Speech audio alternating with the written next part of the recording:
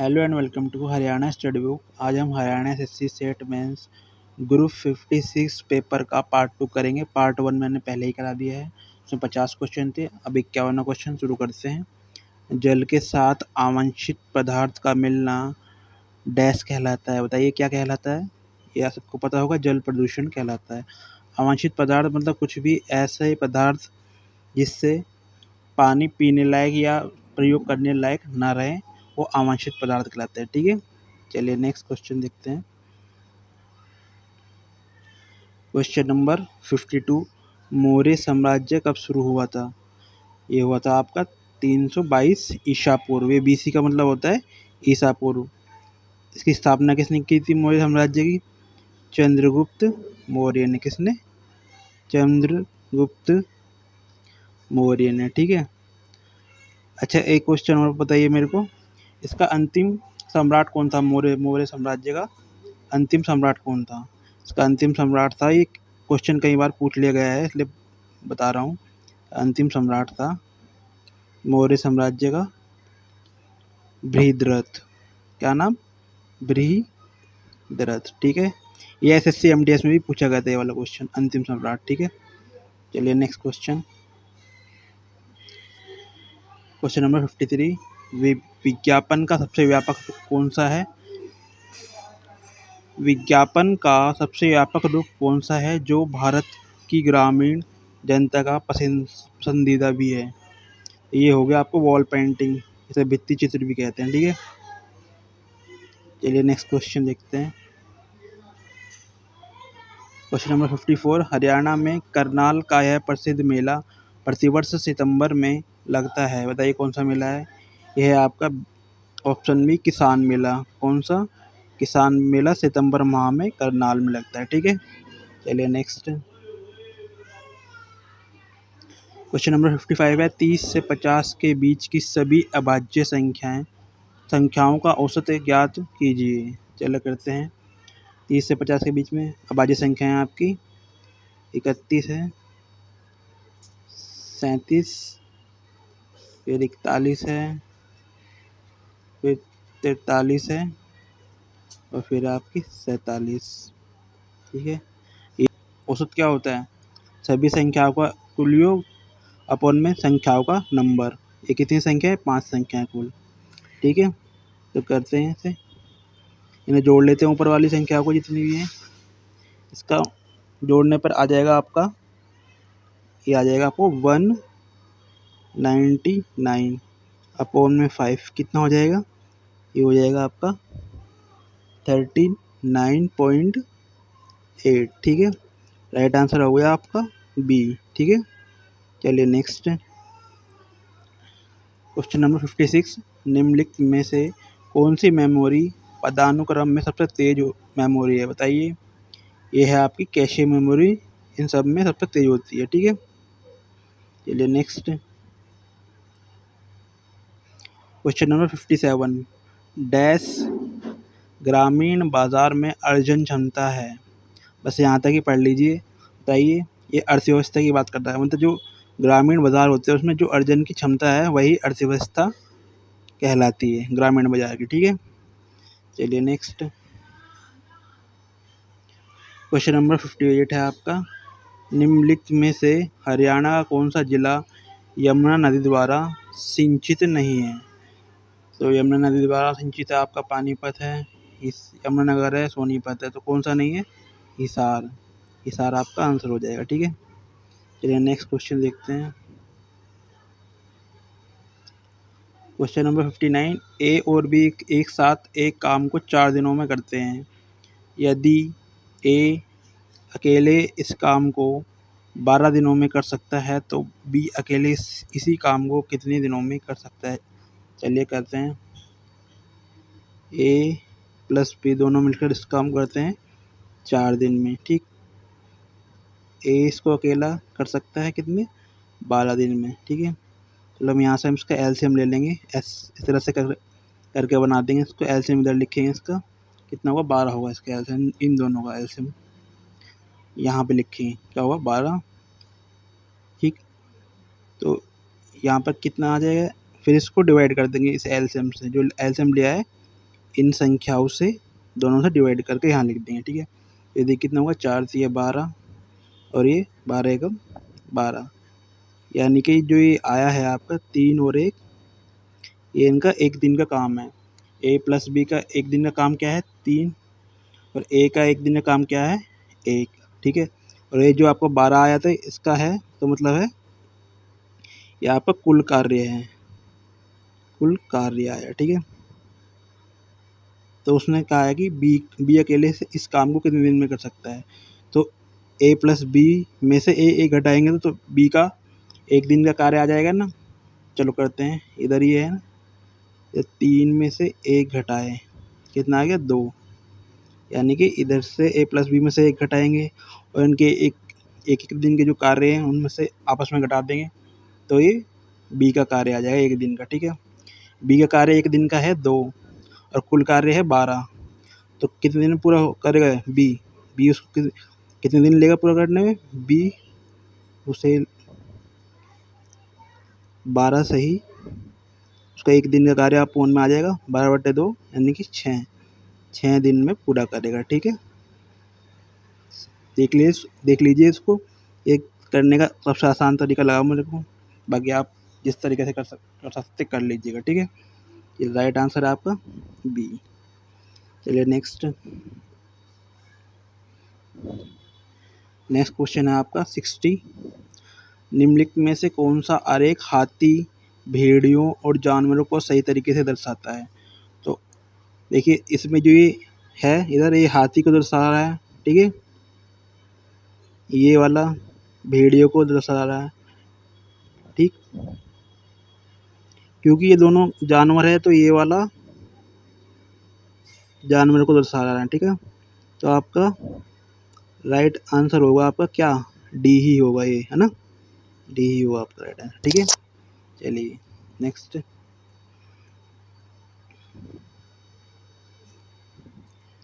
एक question number 61 है, बहुत आसान है ये भी।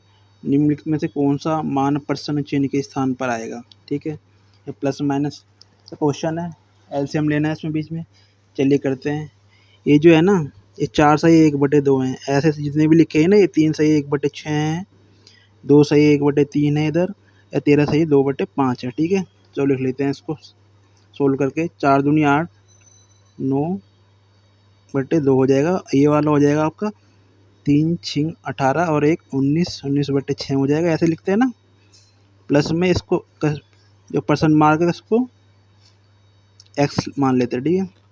प्लस में क्या है, 2 3 6 1 7/3 है, बराबर में है आपका 13 5 65 66 67/5, ठीक है।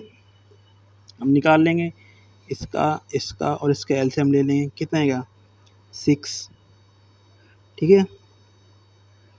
तो कितना आ जाएगा ऊपर, इधर 2 3 6 3 2 3 6 3 27, ठीक है। इधर 19 का 19 रहेगा और इधर कितना आ जाएगा, 3 दूनी 6 2 से 14 है ना। प्लस में आपका x रहेगा और इक्वल टू में 67/5 हो जाएगा, ठीक है। चलिए इसको मिटा के थोड़ा इधर कर लेते हैं, ठीक है। इधर आएगा ये आपका कितना हो जाएगा,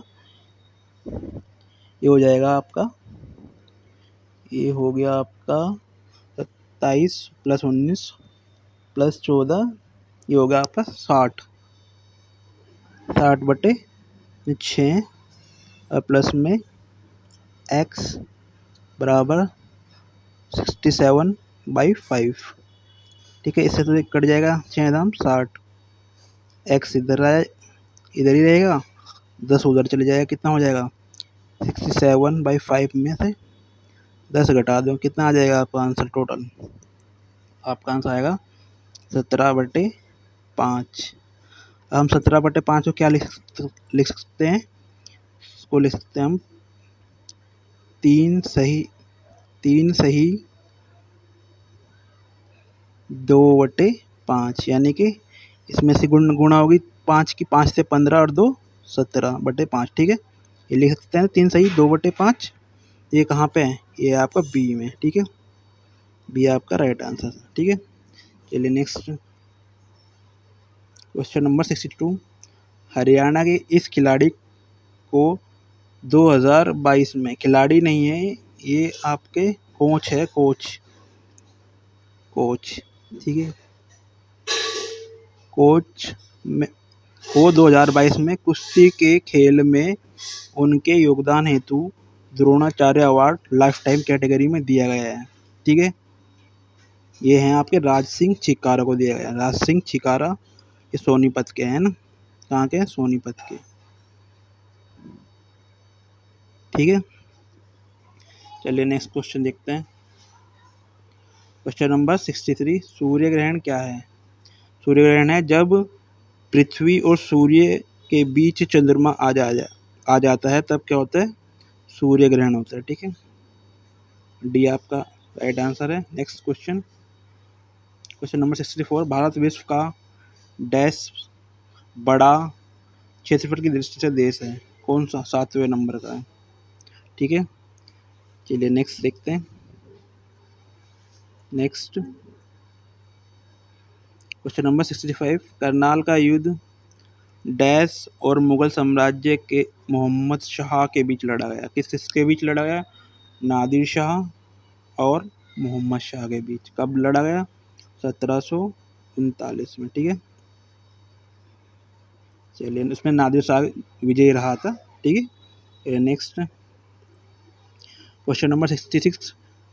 एनडीसी की फुल फॉर्म या विस्तृत रूप क्या है? इसका है नेशनल डिफेंस कॉलेज। ये कहाँ पे है? ये आपके दिल्ली में है। कहाँ पर? दिल्ली में है। कब बना था? 1960 में बना था, ठीक है। चलिए नेक्स्ट क्वेश्चन नंबर 67। पिहोवा मेला निम्नलिखित में से हरियाणा किस जिले में लगता है? सबको पता है पिहोवा कहाँ है आपका? कुरुक्षेत्र में, कुरुक्षेत्र में लगता है, ठीक है। Next question number 68। संविधान सभा की संचालन समिति के अध्यक्ष कौन थे? बताइए। ये थे आपके option D doctor Rajendra Prasad, ठीक है। चलिए नेक्स्ट क्वेश्चन नंबर 69। सभी 2 अंकों की उन संख्याओं का योग ज्ञात करें जो 3 से विभाज्य हैं। देखिए आपको सीरीज दी हुई है 12, 15, 18, 21 से 99 तक। ये आपकी कौन सी सीरीज है? ये आपकी समांतर श्रेणी में है। देखिए कैसे, क्योंकि इन सभी जो ये पद हैं 12, 15, 18, 21, इनके बीच में जो अंतर है वो कॉमन है, एक जैसा है। जैसे 12 से 15 के बीच में 3 का, इसमें भी 3 का, इसमें भी 3, तो ये क्या होगी? ये आपके समांतर श्रेणी में आ गई। क्योंकि ये समांतर श्रेणी में है तो उसमें समांतर श्रेणी के फॉर्मूले भी अप्लाई हो जाएंगे, ठीक है। ये 99 है, ठीक है। चलिए करते हैं ये क्या योग पूछा है इसका, तो पहले इसमें कितनी है कितने पद हैं पहले वो निकाल लेंगे। कैसे निकाल लेंगे? एक फॉर्मूला होता है ना, A N equal to A plus N minus 1 D. तो ए क्या है? आपका पहला पद होता है ए 12। एन क्या है? ये हमें निकालना है अभी। और डी क्या है? इसका जो अंतर है सभी पदों के बीच में, जैसे 3 है, इधर भी 3 है, सब में 3 3, ठीक है। तो ये 3 हो जाएगा आपका, ठीक है। और ये जो ए एन है ये क्या हुआ? आपका लास्ट टर्म हो जाएगा। कितना? 99, ठीक है। आप इसको सोल्व करेंगे तो आपका n इक्वल टू कितना आ जाएगा? आपका n इक्वल टू 30 आ जाएगा, ठीक है। n 30 आ गया, ठीक है। फिर इसको आगे करेंगे कैसे? यहाँ तक इसको रफ कर देता हूँ। फिर इसका योग का एक फॉर्मूला होता है, कौन सा होता है? ये होता है आपका SN बराबर n/2 और a प्लस l। n क्या आया था? 30 आया था, 30/2। a क्या है? आपकी फर्स्ट टर्म है यानी कि 12, और l क्या है? आपकी लास्ट टर्म यानी कि 99, ठीक है। सोल्व कर देंगे हम।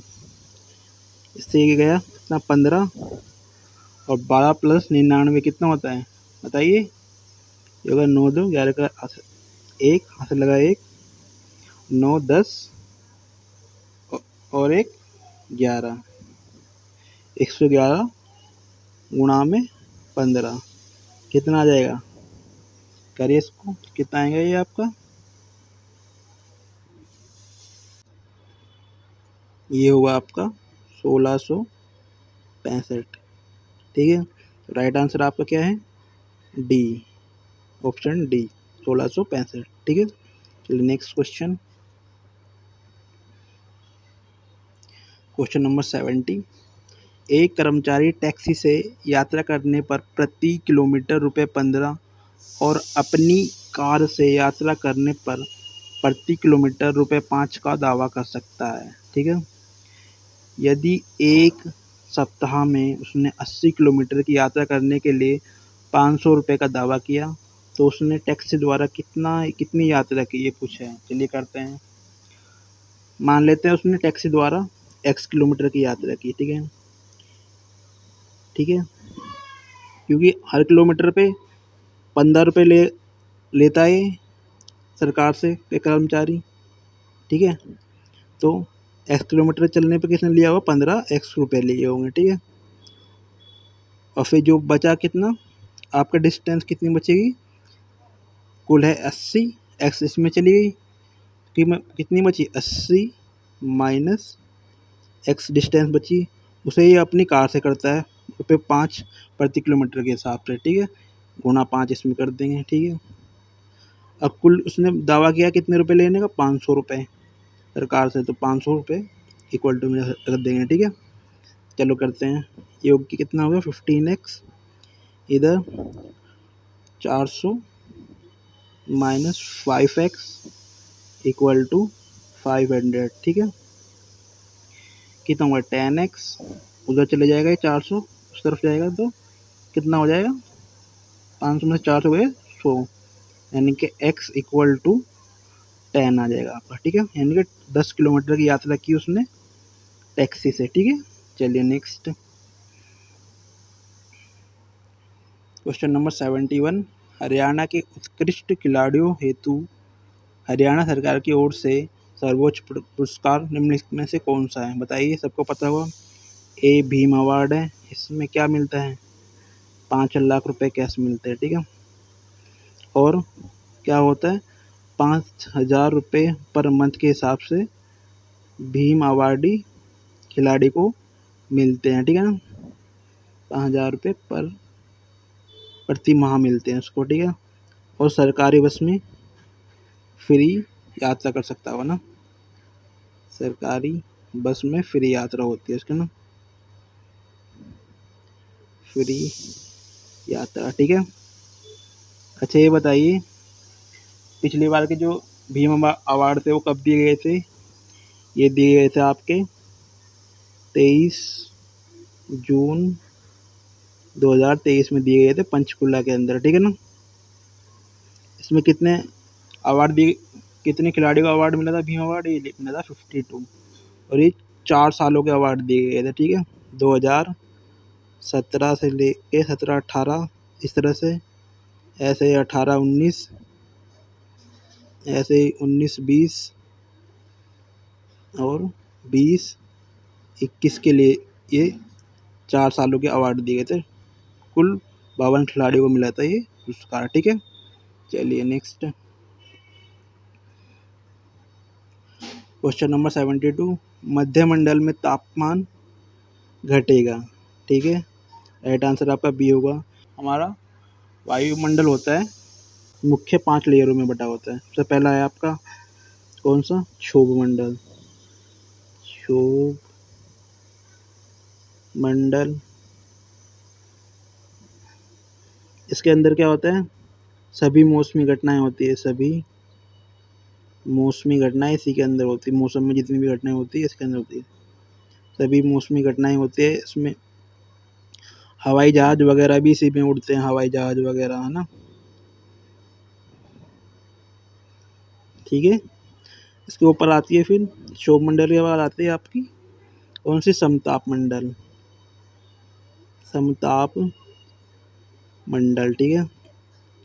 इसमें क्या होती है, इसमें ओजोन लेयर होती है, मेन इसकी मुख्य है ओजोन लेयर, किसमें होती है, समताप मंडल में, ठीक है। समताप मंडल के बाद आता है तो मध्य मंडल, ठीक है। मध्य मंडल के बाद आपका आता है ताप मंडल या आयन मंडल, ताप या आयन मंडल, ताप या आयन मंडल, ठीक है। फिर इसके बाद आपका बहिर्मंडल आता है, बाहरी, ठीक है, बहिर्मंडल, ठीक है। चलिए अच्छा, जो देखो ये जो टेम्परेचर होता है इसमें क्या है, तो टेम्परेचर होता है यानी कि तापमान, इसमें क्षोभ मंडल में क्या है, घटता है, ठीक है। समताप मंडल में क्या हुआ, बढ़ेगा, क्या, तापमान, तापमान बढ़ेगा, इसमें फिर मध्य मंडल में फिर घटेगा, ठीक है। ऐसे चलता रहता है, बढ़े घटते से चालू होता है, फिर बढ़ेगा, फिर घटेगा, ठीक है, ठीक है। फिर इसमें तापमंडल में फिर बढ़ जाता है ना, तो इसी तरह चलता रहेगा क्रमवार, ठीक है। चलिए नेक्स्ट क्वेश्चन देखते हैं। क्वेश्चन नंबर 73, एक गहरी संकरी घाटी जिसके साथ खड़ी ढालों डैश कहलाती है, क्या कहलाती है, गोर्ज, ठीक है। चलिए नेक्स्ट है आपका क्वेश्चन नंबर 74, निम्नलिखित में से प्रत्येक उत्तर समुच्चय में से चित्र ढूंढिए जो समस्या समुच्चय में दी गई श्रृंखला को जारी रखता है। चलिए शुरू करते हैं। इसमें देखिए एक आपकी लाइन है पैरेलल सीधी, इसमें एक लाइन और एक एरो भी है, इसमें फिर एक लाइन एक एरो और दो लाइन होगी और एक एरो, इसमें दो लाइन दो एरो हो गए, ठीक है। इसमें कितना हो गया, तीन लाइन और दो एरो हो गए। अब क्या आएगा इसके बाद, इसके बाद आएगा आपका ये सी, पहले से लगा रखा है ये किसी ने, ठीक है। देखिए लाइन लाइन एरो फिर लाइन, सॉरी फिर लाइन फिर एरो, ठीक है, ऐसे ही आ रहा ना। चलिए नेक्स्ट क्वेश्चन देखते हैं। क्वेश्चन नंबर 75, निम्नलिखित में से कौन सी संख्या 3 से विभाज्य है। देखिए कितना आसान बच्चों वाला क्वेश्चन पूछा है। 3 से विभाज्य के लिए हम क्या चेक करते हैं, जो संख्या दी हुई है उनके अंकों का योग जोड़कर चेक करते हैं, अगर वो 3 से भाज्य है तो संख्या भी 3 से भाज्य होगी। चलो शुरू करते हैं, इसके अंक का योग जोड़ते हैं हम, 5 9 14, 5 9 14 6 20 7 27 1 28 28 और 3 31, तो 3100 3 से डिविजिबल होता ही नहीं है, ठीक है, ये तो हो नहीं सकता। और इसके अंकों का योग क्या होगा, ये तो सीधा 4 है, 4 तो भी 3 से डिवाइड नहीं होगा। इसे देखते हैं सी को, 5 4 9 10 11 11 और 3 14 और 2 15 6 21, तो इसके अंकों का योग है 21, ये 3 से डिवाइड हो जाएगा, यानी कि आपका राइट आंसर है सी, ठीक है। चलिए नेक्स्ट क्वेश्चन नंबर 76, मार्च 2023 में हरियाणा देश में 100% डैश प्राप्त करने वाला पहला राज्य बन गया है। क्या प्राप्त करने वाला पहला राज्य बना है, ये बना है बी, विद्युतीकरण रेलवे नेटवर्क, ठीक है। चलिए नेक्स्ट क्वेश्चन देखते हैं। क्वेश्चन नंबर 77, लाल मृदा के लाल रंग होने का क्या कारण है, बताइए। ये है लोगों की उपस्थिति। चलिए नेक्स्ट क्वेश्चन नंबर 78, कौन सा एरर डिटेक्शन कोड एरर का पता लगाने के लिए सिंगल पैरिटी बिट का उपयोग करता है, तो ये होता है आपका पैरिटी चेक, ठीक है। चलिए नेक्स्ट क्वेश्चन नंबर 79, एक हवाई जहाज 200 400 600 और 800 किलोमीटर प्रति घंटे की गतियों से एक वर्ग के चारों ओर भुजाओं के साथ उड़ता है, ठीक है। वर्ग के चारों ओर हवाई जहाज की औसत गति याद करें। चलिए करते हैं, मान लेते हैं हम इसको, ये एक वर्ग है, ठीक है। तो वर्ग क्या होता है, जिसकी चारों भुजाएं बराबर होती है, ठीक है। ये ए बी सी डी मान लेते हैं, ठीक है। तो मान लेते हैं इसकी सभी भुजाएं क्या है, एक्स है, ये एक्स है, ये भी एक्स, सभी एक्स है, मतलब है ना, क्योंकि वर्ग है ये, ठीक है। तो यहाँ पर हम इसकी गति मान लेते हैं 200 है, इधर मान लेते हैं 200, इधर 400 इसकी गति मान लेते हैं, इधर 600 मान लेते हैं, और इधर ए से बी में 800 किलोमीटर प्रति घंटा की गति मान लेते हैं, ठीक है। ठीक है, इधर समझ में आ गया। अब क्या होता है, आपको औसत गति क्या होती है, औसत गति होती है आपकी, औसत गति होती है हमारी कुल दूरी अपॉन में कुल समय, ठीक है। चलिए निकालते हैं, थोड़ा इसको रफ कर देते हैं, ठीक है। औसत गति निकालते हैं तो ये हो जाएगी हमारी क्या, तो कुल दूरी कितनी हो गई, चारों एक्स जोड़ देंगे, यानी कि ए से दोबारा ए तक आने में क्या, x plus x plus x plus x, यानी कि 4x, ठीक है। कुल दूरी होगी, कुल समय क्या होगा, यानी कि ए से डी तक जाने में जो समय लगा उसको लिखेंगे, यानी कि x अपॉन 200, ये तो आएगा। समय क्या होता है, दूरी अपॉन में चाल, यही होता है ना।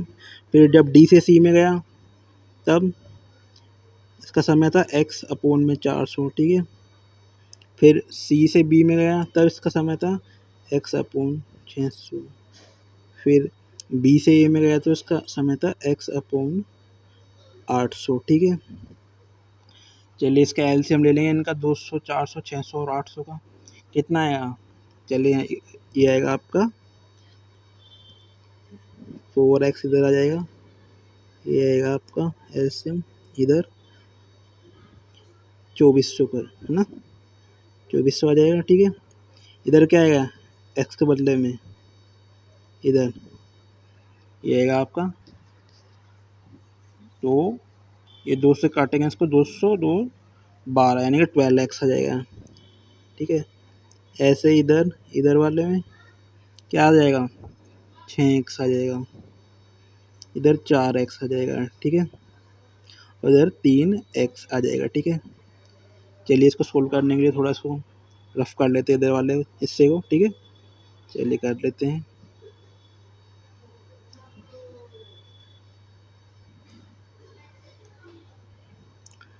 चलिए ठीक है, इसको करते हैं हम, ये इधर लिख लेते हैं, इसको कितना आ जाएगा 4x, ठीक है, अपॉन में इनको जोड़ दें, कितना आएगा 12 6 18 8 12 6 18 8 4 22 और 3 25, यानी कि 25x, ठीक है।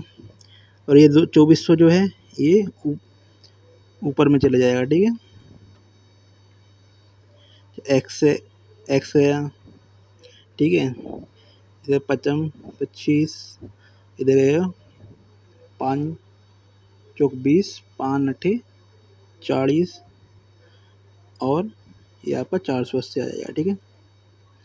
फिर जाएगा इससे 5 नीम 45, ठीक है, कितना 5 छिंग 30, तो ये 4 बच जाएगा इधर, और ये 96 चौक के कितना होता है, ये होता है आपका 96 चौक के 384, कितना 384 किलोमीटर प्रति घंटा आ जाएगी आपकी औसत चाल, ठीक है। आंसर है आपका ए 384। चलिए next question number 80, question number 80 है, बुढ़िया का यह प्रसिद्ध स्मारक शाहजहां द्वारा हरियाणा के अम्बाला जिले में बनवाया गया। देखिए बुढ़िया अभी तो यमुनानगर में हो, लेकिन उस समय पुराना क्वेश्चन है तो ये ऐसे ही छाप दिया उन्होंने, यमुनानगर में अभी फ़िलहाल है बुढ़िया, ठीक है। तो ये क्या बनाया था इसने, रंग महल बनवाया था, ठीक है। चलिए नेक्स्ट क्वेश्चन नंबर 81, ग्रामीण बाज़ारों का वर्गीकरण औद्योगिक बाज़ार के रूप में भी होता है, सेवा बाज़ार के रूप में, और उपभोक्ता बाज़ार के रूप में, यानी कि आपका राइट आंसर होगा डी, डी आपका आंसर होगा। ठीक है भाई। सेवा बाज़ार क्या है? जहाँ से आप कोई सर्विस लेते हो, जैसे आपको कोई फ्रिज ठीक कराना है या एक फ्रिज है आपका, एसी ठीक कराना है, कुछ भी मतलब आपको ठीक कराना है तो आप ये सर्विस देते हैं ना सर्विसमैन, तो ये सेवा बाज़ार के अंदर आ जाता है। और उपभोक्ता बाज़ार जहाँ से आप कुछ चीज़ खरीद कर लाते हैं, नई चीज़ है ना, वो आपके लिए होता है। इंडस्ट्रियल बाज़ार क्या होता है? औद्योगिक बाज़ार, जहाँ पे कोई भी चीज़ बनती है, मैन्युफैक्चर होती है। ठीक है, वो आपका औद्योगिक बाज़ार होता है। ठीक है, चलिए नेक्स्ट क्वेश्चन देखते हैं ना।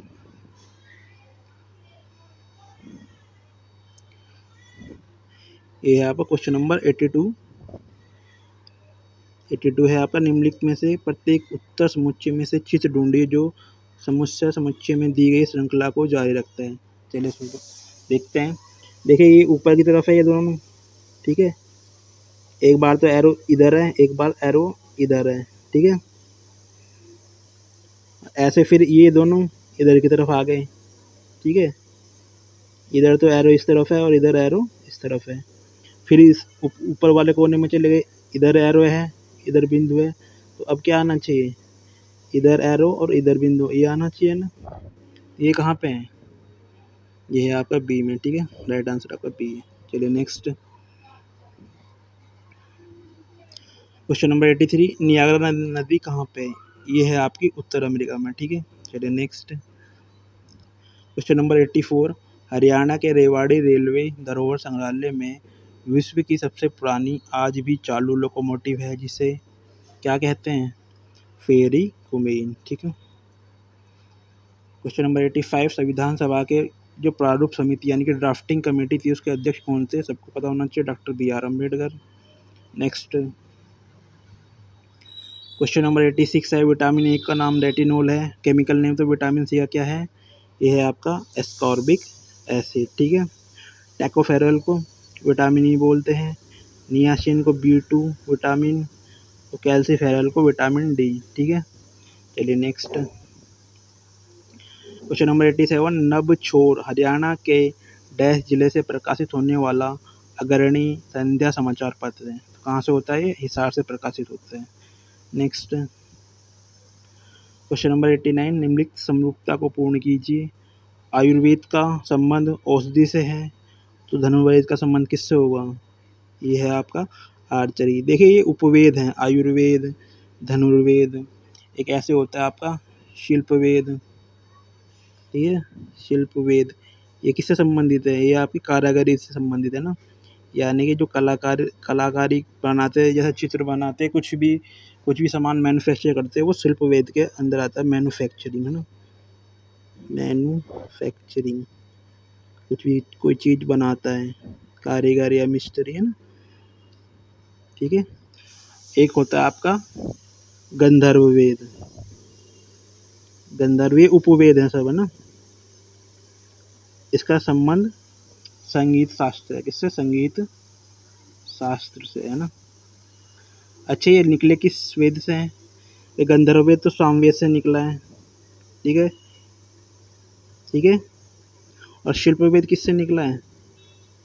ये लिख रहा है आपका एक मिनट, आयुर्वेद आपका निकला है ऋग्वेद से। किससे?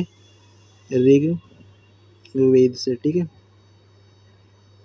और धनुर्वेद आपका निकला है ये यजुर्वेद से निकला है। ठीक है, और एक वेद बच गया आपका, कौन सा? नहीं, एक वेद कौन सा बच गया आपका? ऋग्वेद हो गया, सामवेद हो गया, यजुर्वेद हो गया, अथर्ववेद। हाँ, ये शिल्पवेद आपका अथर्ववेद से निकला है। अथर्ववेद में क्या है? जादू टोना वगैरह इनके बारे में दिया गया है। यजुर्वेद में यज्ञ, जैसे नाम से पता चल रहा है, यज्ञ कर्म कांड के बारे में दिया है। सामवेद में संगीत के बारे में, और ऋग्वेद को तो आपको पता ही होगा। ठीक है, ठीक है, इसमें जो देवता हैं उनके बारे में दिया गया है। ठीक है, चलिए नेक्स्ट क्वेश्चन नंबर 90, डैश सर्वाधिक महत्वपूर्ण और बृहद श्रेणी है, इसके अंतर्गत 40% भूमि क्षेत्र आता है, पूरा उत्तरी मैदान इसी मृदा का बना है। यहाँ से हमें समझ में आ जाता है। उत्तरी मैदान की बात कर रहा हूँ, उत्तरी मैदान में क्या है, जलोढ़ मृदा। ठीक है, नेक्स्ट आपका ये आ गया इंग्लिश लैंग्वेज। ठीक है, ये रिपीटेड क्वेश्चन है। ग्रुप 57 पेपर का जो था ना, ग्रुप जो 6 अगस्त को हुआ था, ग्रुप 57 का जो पेपर था, जो 6 अगस्त को हुआ था, उसके कम से कम 40 से 50 क्वेश्चन ये सॉरी ग्रुप 56 के पेपर में रिपीट हुए हैं। ठीक है, चलिए देखते हैं। पहला क्वेश्चन है question number 91, how many tenses are there in English grammar. English grammar में कितने टेंस होते हैं सबको पता है, कितने होते हैं, 3, प्रेजेंट, पास्ट, फ्यूचर। ठीक है, next question number 92, complete the following analogy. Before का उल्टा होता है यानी पहले का उल्टा होता है बाद में। इंजॉय का उल्टा क्या हुआ, इंजॉय का उल्टा होगा आपका सी सफ़र। सैड का होता है हैप्पी उल्टा। ठीक है, ये मत लगा देना सैड। ठीक है, सफ़र होता है सफ़र। सफ़र मतलब पीड़ित होना या किसी चीज़ से ग्रसित होना। चलिए next question number 93, how many types of nouns are there in English grammar. English grammar में कितने प्रकार के नाउन्स होते हैं। देखिए अलग अलग बुक में अलग अलग नाउन्स की संख्या दी हुई है, लेकिन जो मेन नाउन्स होते हैं वो आपके 5 ही होते हैं। कौन कौन से, एक तो आपका प्रॉपर नाउन होता है जो किसी सिंगल पर्सन की या वस्तु या जगह को दर्शाता है ना, प्रॉपर नाउन। जैसे किसी देश का नाम वगैरह है, जैसे इंडिया है ना, ये क्या है, प्रॉपर नाउन भाई। इंडिया नाम का तो केवल एक ही देश है ना। और ये होता है कॉमन नाउन। कॉमन नाउन जैसे कंट्री, कंट्री में तो मतलब क्या होता है, देश। कंट्री में तो कोई भी कंट्री जा सकते, तो ये कॉमन है, यानी कि एक से ज़्यादा वस्तु के लिए जो वर्ड प्रयोग किया जाता है वो कॉमन नाउन में आता है। ठीक है, एक होता है आपका, ये होता है आपका एब्स्ट्रैक्ट नाउन। एब्स्ट्रैक्ट नाउन, जिसे आप हिंदी में बोलते हैं भाववाचक संज्ञा। ठीक है, भाववाचक संज्ञा। इसमें क्या आता है, झूठ, सच यानी कि ट्रूथ, लाई, इस तरह से मतलब जो भाव होते हैं। टाइम, ठीक है, जिसे यानी कि हम छू नहीं सकते ऐसी चीज़ है ना। और एक और होता है आपका कौन सा, 5 होते हैं ना, वो एक होता है आपका कॉन्क्रीट, यानी कि जो द्रव्यवाचक संज्ञा होती है, यानी कि जैसे कोई भी वस्तु होती है, पदार्थ होता है जिनसे बना, जैसे कि ये पानी, वाटर है। ठीक है, वाटर, चेयर, ठीक है, मनी, इनको हम छू भी सकते हैं, है ना। तो एक कॉन्क्रीट नाउन हो गया। ठीक है, कितने हो गए, प्रॉपर, कॉमन, एब्स्ट्रैक्ट, कॉन्क्रीट, और एक होता है आपका कलेक्टिव नाउन, जिसे समूहवाचक संज्ञा कहते हैं। समूहवाचक जैसे फैमिली है, समूह होता है फैमिली में, है ना। माँ बाप, बच्चे वगैरह होता है ना, कलेक्टिव नाउन होता है वो। जूरी, टीम होती है, टीम भी कलेक्टिव नाउन है, यानी समूहवाचक संज्ञा कलेक्टिव नाउन। चलिए नेक्स्ट क्वेश्चन आपका 94, कंप्लीट द फॉलोइंग एनालॉजी। हैन मुर्गी के बच्चे को हम प्लेट भी बोलते हैं। ठीक है, पुलेट भी बोलते हैं, और क्या बोलते हैं, चिकन भी बोलते हैं, चिक भी बोलते हैं। ऐसे कंगारू के बच्चों को हम क्या बोलते हैं, GOEY, जॉय। ठीक है, काफ किसको बोलते हैं, बछड़े को बोलते हैं। कब किसको बोलते हैं, शावक को बोलते हैं, जो शेर के बच्चे होते हैं। ठीक है, पप किसको बोलते हैं, पिल्ले, जो कुत्ते के बच्चे होते हैं ना। चलिए next question number 95, past participle form of the verb. Draw की जो पास्ट पार्टिसिपल होता है क्या, ये वर्ब की थर्ड फॉर्म होती है। ठीक है, ठीक है, तो ये क्या हो गया आपके ड्रॉन। ठीक है, चलिए नेक्स्ट क्वेश्चन। अब आ गई आपकी क्या आ गई, हिंदी भाषा। ठीक है, 96वां क्वेश्चन आपका, सोर्स यानी अपभ्रंश से किस उपभाषा का विकास हुआ है। तो ये है आपकी कौन सी है, ये है आपकी ऑप्शन है राजस्थानी। ठीक है, चलिए नेक्स्ट क्वेश्चन नंबर 97, त, थ, द, ध, स आदि का उच्चारण स्थान बताइए। देखिए आप इसको बोल के देखिए, ये दांत और जीभ की सहायता से बोला जाता है, तो ये दंत्य आ गया। ठीक है ना, आपका राइट आंसर ए होगा। ठीक है, ये आपका राइट आंसर होगा। ठीक है, चलिए नेक्स्ट